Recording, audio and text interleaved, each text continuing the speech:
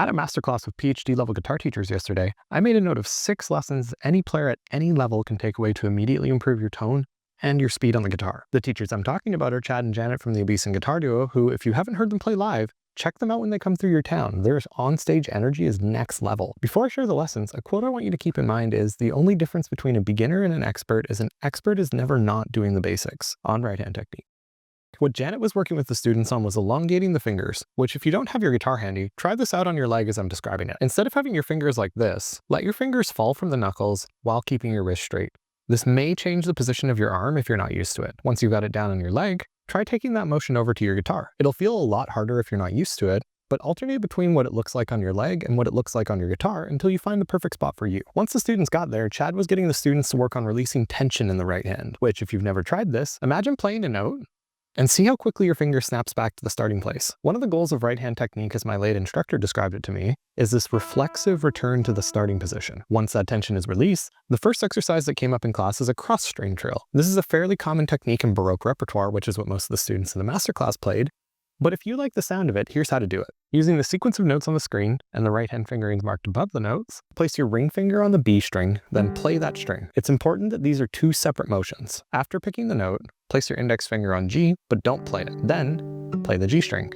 Similar to the first note, 2 separate motions. Right after playing the G string, place your middle finger on the B string, then play the note. And right after playing that B string note, place your thumb on the G string, then play that note. This will give you 8 separate motions of prepare, then play. An important note my instructor taught me with this is that the stability of right-hand technique at faster speeds will come from how well your right-hand finger can feel the string. If you're going through the motions and aren't aware of the sensation of your finger making contact with the string, playing becomes messy at higher speeds. But if this exercise was too technical, a story Janet shared was that when her and Chad started teaching online during the lockdowns, they noticed a huge improvement in right-hand technique with all of their students. And the reason for this is they had a camera on their hand the whole time. So not only were Chad and Janet able to keep a better eye on things as the teachers with the camera being closer to the hand, but the student themselves was able to see their right-hand positioning constantly reflected back to them and would catch things that they otherwise wouldn't see from their usual looking down at your own hand angle of playing the guitar. At home, you can get a similar result to this by setting up your phone camera to record your right hand while you play a piece of music. After recording yourself play, rewind to a spot where the tone changed in a way that you didn't like, and see if you can catch the change that you made in either your hand position or your posture when it happened. If you're in front of a mirror, what you're looking for is the alignment of your body, your wrists being straight, and your right hand finger disappearing into the hand and returning back to the starting position after the note is played. On left-hand technique,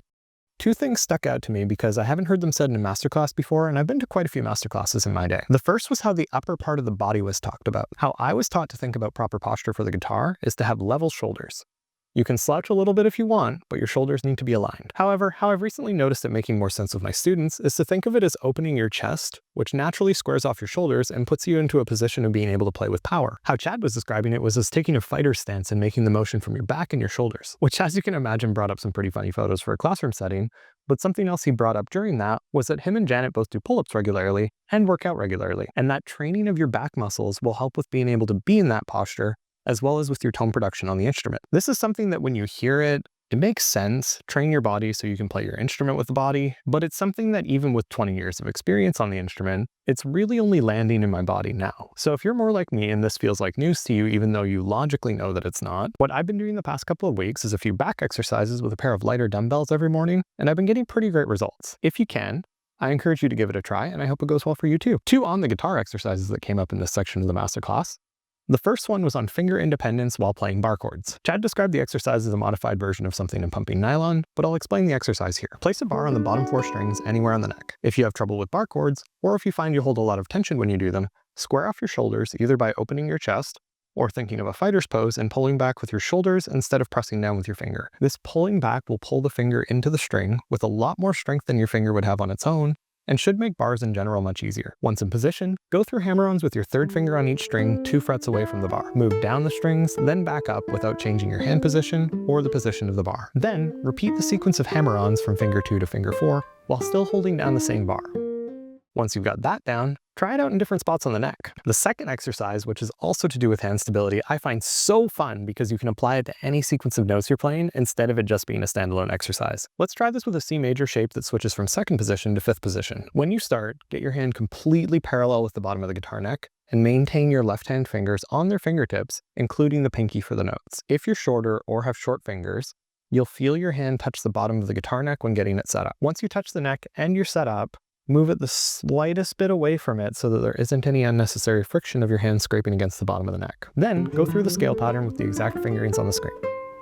If your hand doesn't look like how it did when you started, try recording yourself playing the scale and rewatch the video looking for the exact moment that your hand changes its angle. Identifying that moment it changes is the entire point of an exercise like this, because that awareness of it gives you the opportunity to go back to the particular spot and work through it in slow motion to correct your alignment. A little bit of a different video today. I hope you found this as enjoyable to watch as I did to make. Check out Chad and Janet's music. I'll put a link in the description, and I'll see you guys next week.